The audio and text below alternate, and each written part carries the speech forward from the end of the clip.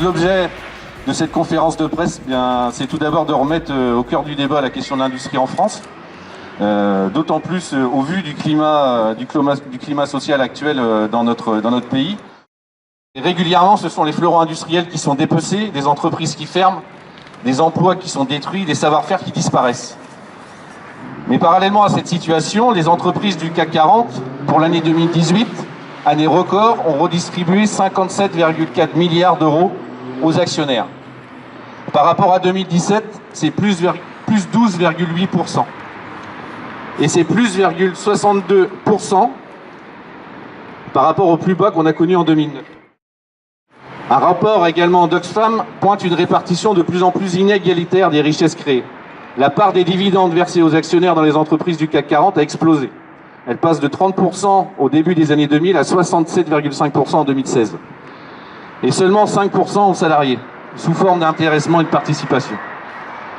À cela, ajoutons les aides publiques versées aux entreprises privées en 2018. 200 milliards.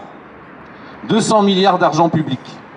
Nos impôts, qui sont nos impôts, nos retraites, notre sécurité sociale.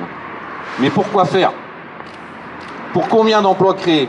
1 million, comme c'était annoncé sur le Pins de Gattaz. Il n'y a pas d'évaluation, il n'y a pas de contrôle de l'utilisation et de l'efficacité de ces aides publiques. Et la CGT revendique un droit de regard et de contrôle de ces aides publiques. Nous pensons qu'il est primordial de rappeler ce qu'est l'industrie en France et comment son maintien et son développement peuvent répondre justement aux questions sociales et environnementales. Depuis 2015, où ce même ministère nous avait annoncé qu'il n'y aurait plus jamais de rénovation en France de matériel roulant ferroviaire, depuis 2015, on s'est battu et on a décidé de prouver que c'était pas une vérité. Donc aujourd'hui, le résultat, c'est qu'il y a 250 millions d'euros qui ont été investis pour la rénovation du matériel ferroviaire. Et donc 100 millions d'euros qui sont venus chez ACC. C'est-à-dire qu'aujourd'hui, on est encore en difficulté financière parce qu'il n'y a personne qui nous aide à reconstruire, ou très peu de personnes qui nous aident à reconstruire notre trésorerie. Et donc 100 millions d'euros de commandes, mais aujourd'hui avec une trésorerie à sec, on a frôlé la cessation des paiements au mois de décembre. Aujourd'hui, on avance à petits pas avec des clients, avec des fournisseurs, avec plein de choses, mais la demande qui est faite au ministère de l'économie, c'est qu'ils nous aident, qu'ils aident les entreprises.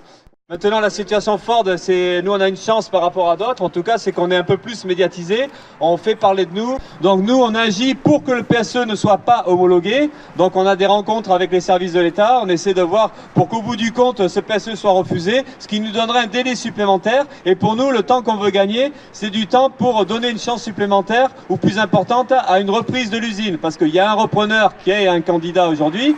C'est pas forcément au top comme repreneur, mais ça nous permet de sauver nos emplois. Et sauf que le problème, c'est que Ford refuse de vendre son usine et Ford veut fermer son usine absolument. Donc on est dans un bras de fer entre l'État et Ford, un bras de fer entre nous, ce qu'on peut faire, et Ford.